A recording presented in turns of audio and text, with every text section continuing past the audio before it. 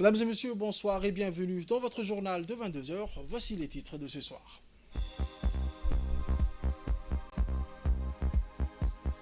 Le port Labour Supplier forme la nouvelle génération de professionnels.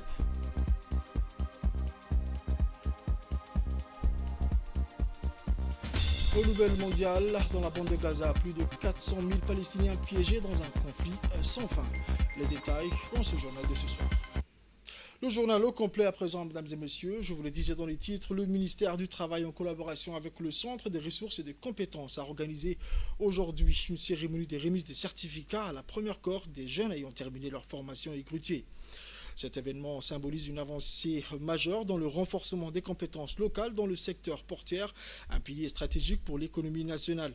Cette formation spécialisée qui s'est étalée sur plusieurs mois a permis à une trentaine de jeunes de se former au métier de grutier portuaire, une fonction essentielle pour assurer l'efficacité des opérations logistiques dans nos ports. Cette cérémonie riche en couleurs a vu la présence du ministre du Travail, M. Omar Abdi Saïd, du ministre de l'Économie et des Finances, M. Lias Moussa Dewale, et le directeur de PLS, M. Omar Ali, ainsi que de plusieurs représentants de haut niveau, notamment ceux de la Banque mondiale et de l'USAID. C'est conclu par la remise des certificats aux récipiendaires. Les diplômés ont acquis des compétences techniques avancées, notamment dans la manipulation des grues et des équipements portuaires de pointe, le tout dans un cadre strict en termes de sécurité et de précision. Ce projet s'inscrit dans le cadre du programme Emploi Jeunes financé par l'USAID et mis en œuvre par l'Education Development Center avec le soutien du projet Skills de la Banque mondiale.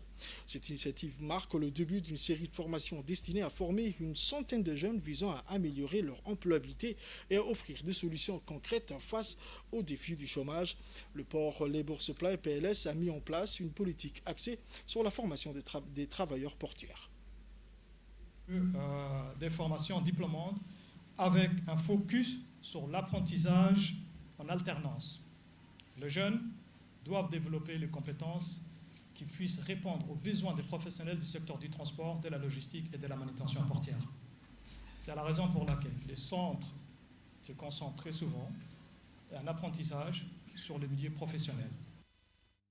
On écoute à présent les extraits des représentants respectifs de l'USAID et de la Banque mondiale. Ce moment marque non seulement la fin de leur programme de formation, mais aussi le début de nouvelles opportunités pour chaque diplômé. Au cours des 3 derniers mois, ces jeunes se sont consacrés en formation rigoureuse, combinant une expérience pratique et une formation théorique au CRC et au port. Ils possèdent désormais les compétences nécessaires pour prospérer dans le secteur portuaire, un secteur stratégique pour l'économie djiboutienne. Les diplômés d'aujourd'hui représentent la première étape vers la réalisation de ces objectifs capitaux. Ils ont acquis des compétences techniques ainsi qu'une expérience pratique et concrète, essentielle pour réussir sur le marché du travail. Cette formation pratique est une garantie de taille pour les futurs employeurs quant à l'aptitude et à la préparation de ces jeunes aux normes de... Donc je me réjouis d'être parmi vous ce matin dans le cadre de la remise des certificats de fin de formation aux jeunes grutiers de la première cohorte et le lancement de la formation des futurs grutiers de la deuxième cohorte. Félicitations à vous diplômés qui avez étudié pendant de longs mois pour atteindre aujourd'hui ce moment important. Ceci est le fruit d'une forte collaboration établie entre plusieurs entités ministérielles, notamment le ministère du Travail, le ministère de l'Éducation nationale et de la formation professionnelle, renforçant ainsi l'appui du groupe de la Banque mondiale au gouvernement pour offrir aux jeunes des compétences professionnelles adaptées mais surtout employables. Une très belle collaboration également de partenariat stratégique avec l'USAID, cofinancier de cette initiative, à travers l'agence d'exécution, donc EDC. Donc remerciements encore à toute l'équipe. Une belle collaboration également avec le Port Labour Supplier et le Centre de ressources et de compétences. Ce matin, en remettant les certificats à vous jeunes grutiers, un accent particulier est mis sur la préparation des nouvelles générations pour répondre aux besoins croissants du port. Les programmes dont vous avez bénéficié incluent donc des sessions théoriques, des simulations. Donc en montant ici, nous sommes passés dans la salle des simulations, donc j'étais impressionnée de voir ces machines qui vous permettent de simuler comme si vous étiez sur le terrain, ainsi que des formations pratiques sur les techniques de levage, la sécurité, l'intégration des nouvelles technologies dans les métiers portuaires. Ensuite, voici un extrait du discours prononcé du président du Chambre de commerce, M. Youssouf Moussa Dawale. Djibouti est un carrefour stratégique pour le commerce maritime. Le port de Djibouti joue un rôle crucial dans le transit de marchandises dans la région. Et l'expertise que vous retenez de cette formation permettra au développement et au rayonnement de nos ports respectifs. Financé par la Banque mondiale dans le cadre du projet Skill, réalisé en étroite collaboration avec le ministère du Travail, l'Education Development Center de l'USAID, le CRC a dispensé une formation dont l'objectif est de permettre aux stagiaires de disposer des compétences nécessaires à la conduite de toute sécurité des grues portuaires. Je tiens à vous féliciter d'avance et féliciter surtout les formateurs, les experts qui ont rendu cette formation possible. L'expertise donnée au sein de ce centre permettra aussi à renouveler cette nouvelle génération. J'encourage donc cette voie d'apprentissage et de perfectionnement soutenue par les bailleurs tels que la Banque mondiale et l'USAID de poursuivre le chemin de cette mission avec justement ces centres de ressources et de compétences qui est aux normes internationales et que nous souhaitions encore développer davantage pour des formations qui sont dans ce secteur. Le ministre des Finances, M. Ilyas Moussa Dawale, a mentionné dans ses propos que cette première cohorte des jeunes va contribuer activement à la croissance de nos ports et à l'essor de l'économie nationale. L'employabilité des jeunes, mesdames et messieurs, vous le savez, c'est au cœur de la stratégie du gouvernement. C'est une très, très importante priorité pour le gouvernement de Djibouti. La population djiboutienne est de plus en plus jeune, elle est de plus en plus éduquée et de plus en plus de défis se posent à cette jeunesse et à notre pays en général. Et donc on doit redoubler d'efforts pour s'assurer que nous créons des opportunités. Et créer des opportunités, cela veut dire aussi préparer les forces vives de notre nation pour également tirer profit. On a beaucoup formé pendant longtemps. On a beaucoup de choses sur lesquelles on peut vraiment se féliciter, mais nous sommes très loin de nos objectifs. Les jeunes que nous avons formés ont tendance à vouloir aller vers l'administration et à rechercher des emplois au niveau de l'État. Or, l'État a des possibilités limitées quand vous comparez au secteur privé et aux secteurs qui sont porteurs donc d'emploi. Donc je disais, on a besoin de changer de paradigme et on a besoin de former des jeunes qui ont des métiers, qui ont des opportunités. Former ceux qui sont à venir, mais également réformer et en anglais on appelle reskilling, respécialiser des jeunes déjà sur le marché du travail. Et je pense que ce centre sera au cœur de ce dispositif de reskilling à Djibouti. Ce centre me donne beaucoup de satisfaction parce qu'il traduit également le dialogue entre public et privé. nous avons besoin de travailler ensemble. L'État, l'administration, quand elle ne peut pas employer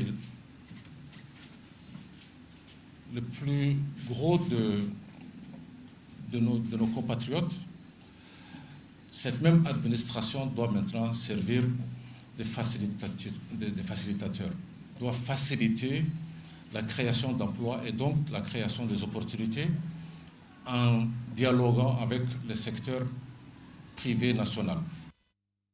Le ministre du Travail a quant à lui martelé que les diplômés de cette première cohorte sont désormais prêts à intégrer le marché du travail. Voici cette formation constitue la première cohorte d'une série de sessions destinées à former une centaine de jeunes. Elle fait partie intégrante du projet Emploi Jeunes, un programme clé financé par l'Agence des États-Unis pour le développement international USAID et mise en œuvre par l'Éducation Développement Centre IDC et également avec la participation financière de la Banque mondiale que je remercie solennellement ici. Ce projet a pour objectif de répondre aux défis du chômage des jeunes en leur offrant des compétences techniques et professionnelles adaptées aux besoins du marché. Chers récipiendaires, en réservant aujourd'hui vos certificats, vous devenez un acteur majeur du système portuaire.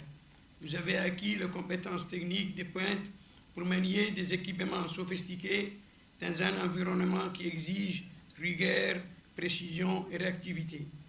Votre formation ne se limite pas par la maîtrise des grues, elle intègre aussi une profonde connaissance des règles de sécurité, un aspect crucial dans un secteur où chaque manœuvre doit être parfaitement exécuté.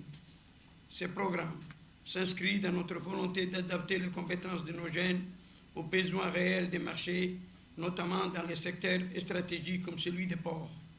Nous savons que l'expertise locale, auquel je félicite Monsieur le Président de la Chambre de commerce pour cette performance que vous avez mise en œuvre et que nous avons été témoins ce matin, nous avons aujourd'hui la chance de disposer d'un centre de formation aux métiers portuaires équipé de la haute technologie. Ce centre, véritable pilier de notre stratégie au développement des compétences, est un moteur clé pour l'avenir de nos secteurs maritimes et logistiques. On écoute à présent le directeur général de l'ANEFIP, M. Mahmoud, qui était présent à cet événement. Voici sa réaction. Donc voilà, aujourd'hui, on est au centre du CRC. C'est le centre de formation en logistique et transport. Ce centre aujourd'hui a formé 27 jeunes. Ces jeunes ont eu une formation de trouillis.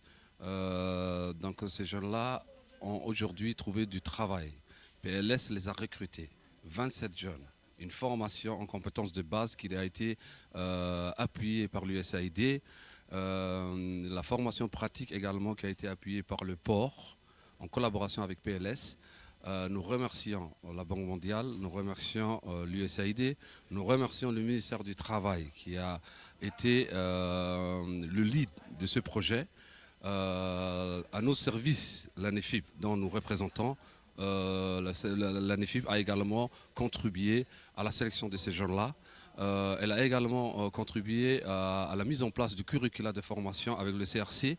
L'ANEFIP a également contribué à la mise en place de la formation pratique théorique. Et la formation pratique d'élévateur se faisait au port. Donc le ministère du Travail, à travers l'ANEFIP, se démêle pour approfondir l'employabilité des jeunes. Ce n'est pas le seul projet. Ce projet continuera. Il continuera également à la formation de beaucoup plus d'autres jeunes qui seront dans le port de Djibouti, de Tadjoura. Également, il y a d'autres compétences qu'on est en train de développer. Les panneaux solaires, c'est très important. Il y aura une formation de panneaux solaires de 60 jeunes qui vont être formés en panneaux solaires, l'installation, l'équipement et la réparation. Hier, le ministre de l'Éducation nationale et de la formation professionnelle, son Excellence M. Mostafa Mohamed Mahmoud, a inauguré les nouvelles salles intelligentes au centre de formation et d'enseignement des enseignants du fondamental Omar Guel Ahmed. Un événement qui s'est tenu en présence d'une délégation prestigieuse comprenant le secrétaire général de la primature, M. Neguib Abdallah Kamil, ainsi que le secrétaire général du MENFOB, M. Mohamed Abdallah Mayoub, et la directrice générale du CFF, Mme Aïcha Farah. Étaient également présents de nombreux hauts cadres du MENFOB et le personnel du centre témoignant de l'importance de cette initiative. Les nouvelles salles sont dotées de dernières technologies interactives et pédagogiques conçues pour transformer l'expérience d'enseignement et d'apprentissage. Parmi les fonctionnalités innovantes, on trouve un système de suivi automatique des intervenants, l'enregistrement vidéo des cours et des outils de collaboration à distance. De plus, le zoom automatique et les ajustements adaptifs permettent de personnaliser l'enseignement en fonction des besoins spécifiques de chaque enseignant et étudiant. Ces améliorations visent non seulement à moderniser les méthodes pédagogiques, mais aussi à créer un environnement d'apprentissage dynamique et engageant. Cet avancement technologique s'inscrit dans une vision plus large de réforme éducative, soulignant l'importance d'intégrer des outils numériques dans le cadre scolaire. En effet, cette initiative représente une étape cruciale vers un enseignement moderne capable de répondre aux défis contemporains et d'adapter les pratiques aux exigences des apprenants d'aujourd'hui. En conclusion, cette inauguration marque non seulement une avancée significative pour le MENFOB, mais également un engagement fort du gouvernement à investir dans l'éducation en veillant à ce que chaque étudiant puisse bénéficier des meilleures conditions d'apprentissage.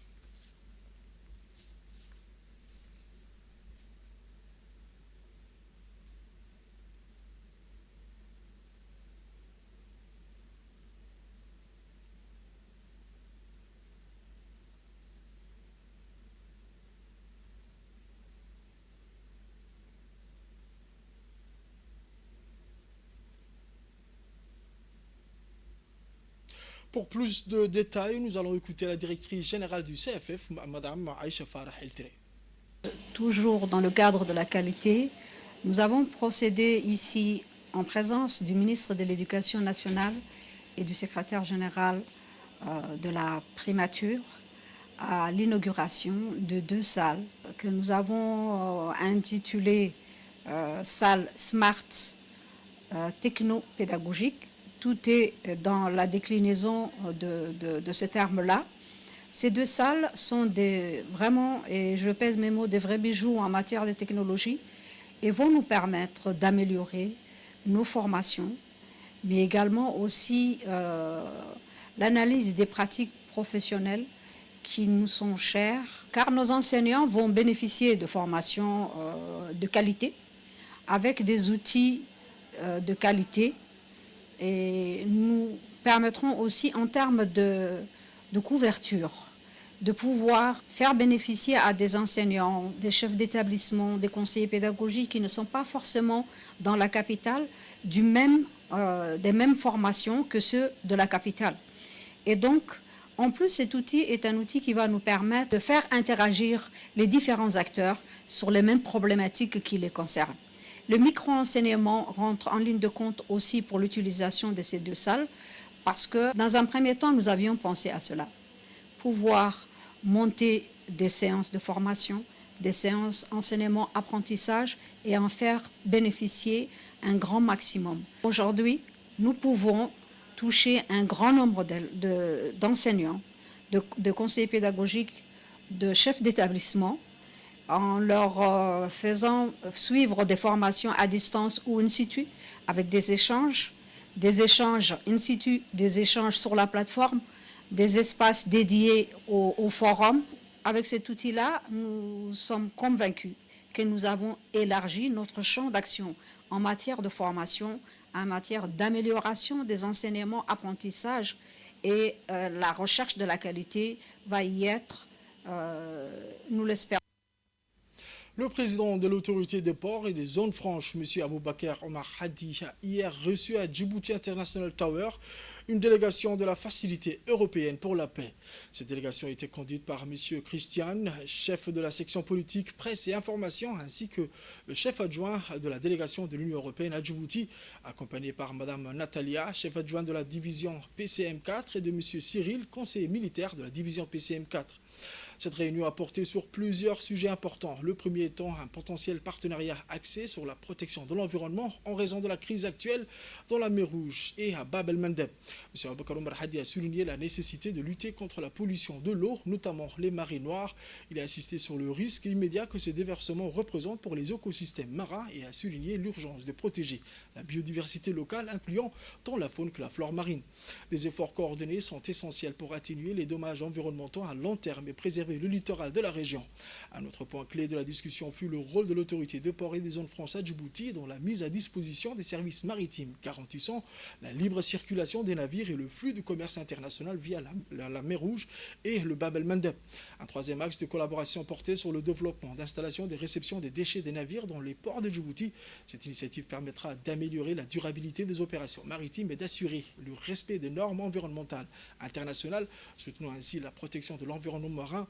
D'autres sujets abordés par le président de l'autorité des ports et des zones franches lors de cette réunion incluaient les projets présentés de la Commission européenne lors de sa visite officielle en Belgique en mai dernier.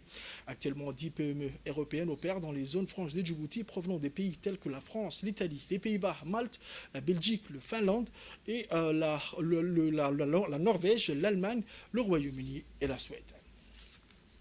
Autre actualité de ce soir, la société Amoita Sarl, première marque djiboutienne, a officiellement signé une convention de partenariat avec SOS Village d'enfants Djibouti, renforçant ainsi son engagement en faveur des enfants et des familles en situation de vulnérabilité.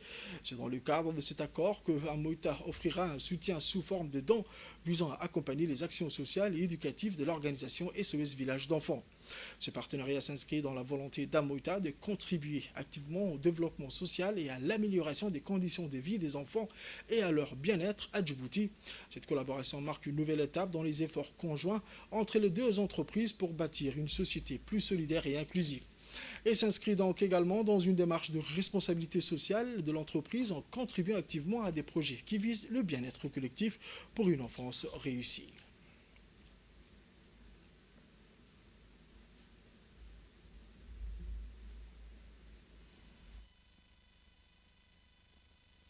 Vous savez, Amoita est pionnière dans la production des kits d'hygiène pour les enfants, mais aussi pour les femmes. Pionnière entreprise qui s'est lancée au niveau national depuis plus maintenant de, je dirais, 5 ans, à travailler, à montrer la valeur d'entreprise nationale créée par cette entreprise-là. Ça fait depuis 5 ans qu'on suit cette entreprise, mais aussi ça fait depuis 1 an et demi que nous travaillons étant que SOS Village d'enfants à pouvoir concrétiser ce genre de partenariat qui est une première chez nous aujourd'hui. Elle est une première, pourquoi? Parce que l'organisation SOS Village d'enfants, comme vous le savez, aide les besoins les plus importants des enfants qui sont en stress, à savoir des enfants abandonnés, des enfants orphelins, mais des enfants dans la rue, des enfants migrants, des enfants travailleurs.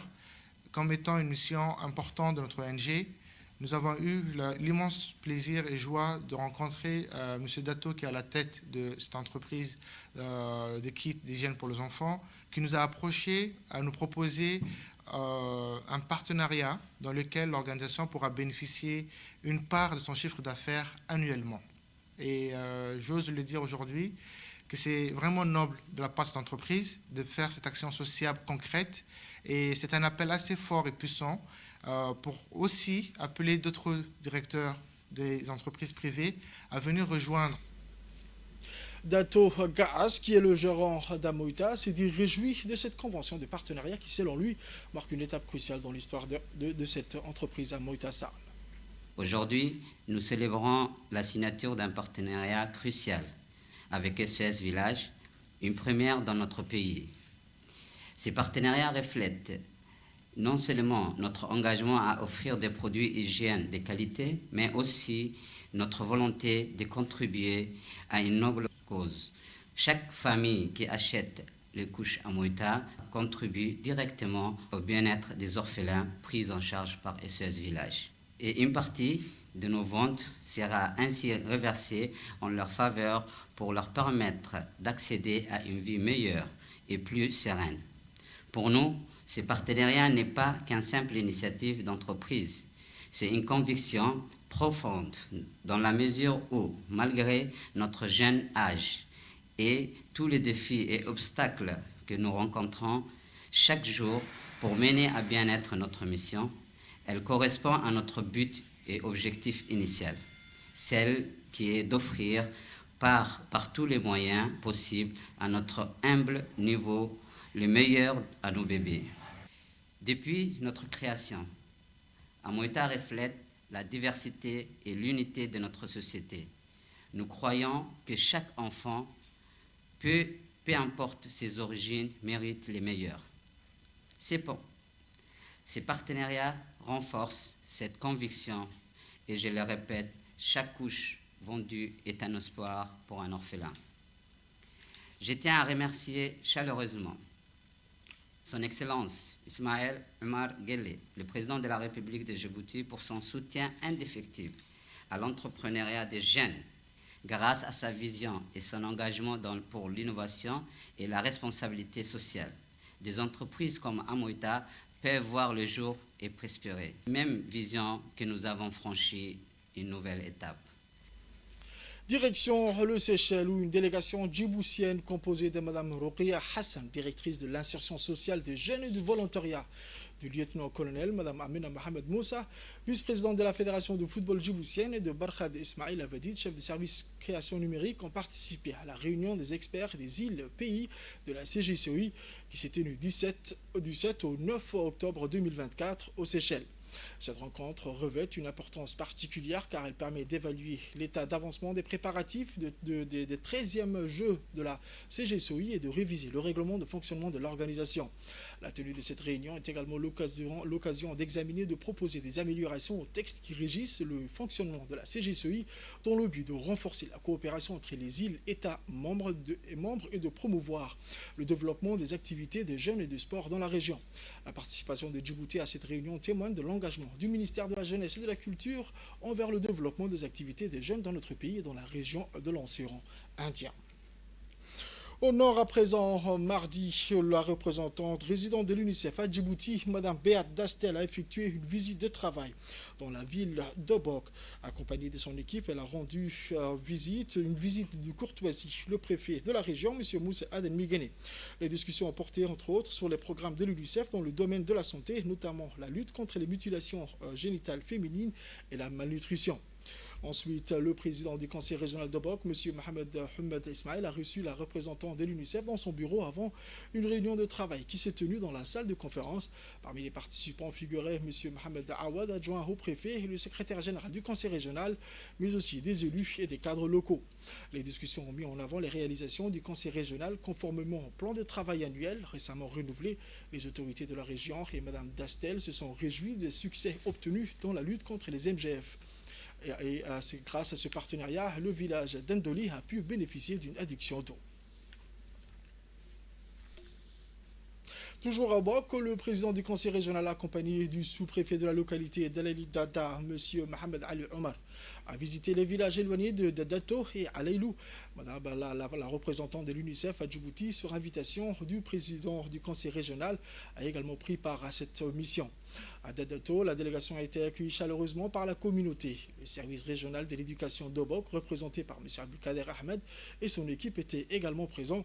La mission a visité l'école de Dadato et a participé à une rencontre communautaire où la nécessité d'agrandir l'école, de construire un dortoir et d'assurer une adduction d'eau a été soulevée par les habitants. Dans la même journée, la délégation s'est rendue à Alaïli Dada pour une rencontre avec la communauté de cette sous-préfecture. Il a été question de doter l'école d'un dortoir également, étant donné le grand nombre d'élèves provenant des campements environnants, de l'importance d'une adduction d'eau et de la possibilité d'ouvrir une école fondamentale pour la prochaine rentrée scolaire.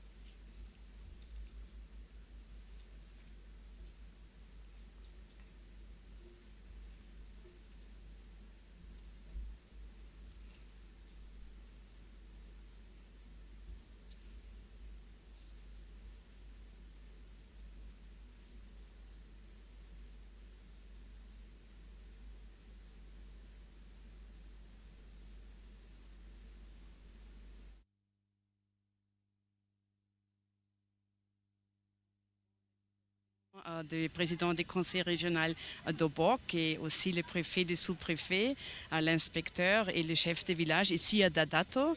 On est vraiment ravis d'être à côté de ce projet phare dans des zones éloignées.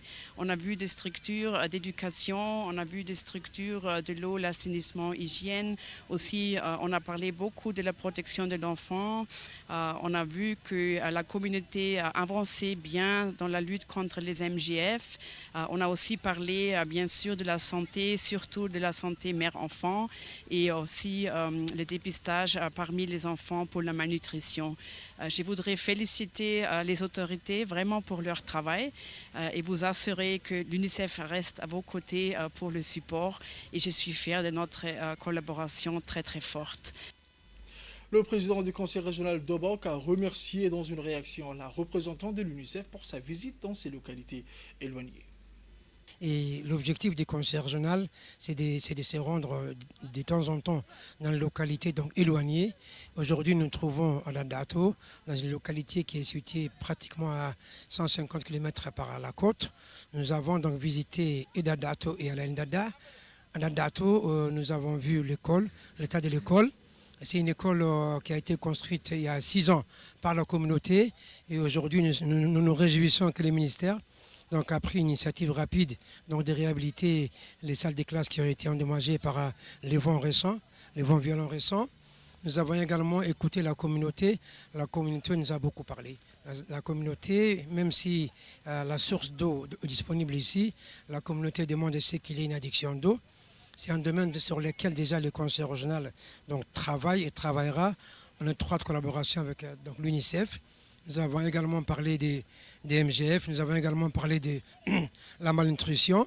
Et vous savez, quand on a ouvert l'école ici il y a 6 ans, l'effectif était énorme. Aujourd'hui, l'effectif est en baisse parce que il faut qu'on pense à mettre en place ici un dortoir. C'est la volonté de la communauté. Ils veulent également qu'on renforce les structures hospitalières de la Lindada pour que l'évacuation ne se fasse pas sur Obok. Ce sont les éléments qui ont été évoqués. Et à la Lindada, c'est l'appui aux jardins scolaires, l'appui justement aux initiatives communautaires qui est très intéressant. Le conseil régional, grâce à son PDR, veut beaucoup travailler sur les communautés éloignées. Je voudrais ici remercier les sous-préfets qui représentent le préfet de la région. Je remercie également l'inspecteur de l'éducation par intérim. Je remercie également Mme Béat de l'UNICEF et son équipe qui ont bien voulu répondre à mon invitation, qui ont tenu à nous accompagner jusqu'à ici, à 150 km du chef-lieu. Le 6 octobre 2024, la brigade d'Anguela a mené une opération ciblée suite à une enquête approfondie sur un vol de téléphone impliquant un délinquant notoire. Cette action a abouti à la saisie de 46 smartphones ainsi que d'autres téléphones en pièces détachées. Les investigations suggèrent que les démontages de ces appareils avaient pour but de revendre les pièces individuellement, rendant ainsi les téléphones intraçables et compliquant les efforts pour retrouver leur propriétaire d'origine.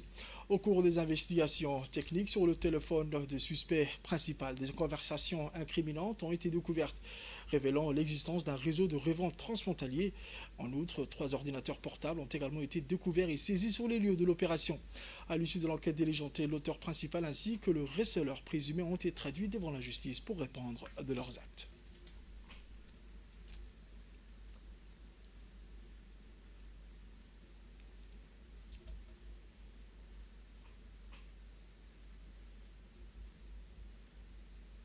Voici les explications du capitaine Ahmed Nour Hassan Abdullah. Dans l'après-midi du 6 octobre 2024, à 16h, les gendarmes de la brigade d'Anguela ont procédé à l'interpellation d'un individu ayant dérobé un téléphone portable dans un point de vente. Lors des investigations confrontées aux images enregistrées par des caméras de surveillance, le suspect passe aux aveux et coopère avec les gendarmes pour signaler la position exacte du receleur. C'est ainsi que la personne soupçonnée conduit les enquêteurs au local de l'acheteur situé au quartier 1. À l'issue de l'interpellation du receleur, les enquêteurs procèdent dans la foulée à une perquisition au dit local. En effet, cette opération a permis la découverte d'une cinquantaine de téléphones portables et 3 ordinateurs provenant des vols, lesquels étaient partiellement démontés. Les resellers des professions réparateurs des appareils électroniques vendaient des pièces essentielles, des objets volés dans les marchés locaux et les parties restantes sont acheminés à l'étranger. Il s'agit là d'un nouveau mode opératoire ne donnant aucune chance à la victime de retrouver son bien que le reseller a eu l'habilité de mettre en place. Après le dénouement de cette affaire, les 2 personnes impliquées sont traduites devant la justice pour répondre de leurs actes. Le club du judo de Bender Djedid a officiellement lancé hier soir sa saison sportive dans une ambiance empreinte de convivialité et de passion. Cet événement tant attendu a réuni non seulement les jeunes judokas des différentes catégories, mais aussi plusieurs invités d'honneur, notamment les responsables de la Fédération djiboutienne de judo ainsi que son président, M. Faisal Abdurrahman. La cérémonie d'ouverture a débuté avec une démonstration impressionnante de la discipline par les jeunes judokas, illustrant les compétences techniques et la rigueur inculquée au sein du club. Les parents venus en grand nombre pour soutenir leurs enfants ont exprimé leur fierté de voir leurs jeunes progresser dans ces disciplines nobles. La Fédération djiboutienne de judo, sous l'impulsion de son président, poursuit un objectif ambitieux, installer des clubs judo dans les 5 régions de l'intérieur. Ce projet vise à offrir aux jeunes des zones rurales les mêmes opportunités que celles disponibles dans la capitale afin de démocratiser l'accès à ces disciplines. Il faut noter que le lancement de cette saison pour le club de Bender Djedid n'est pas seulement un événement sportif.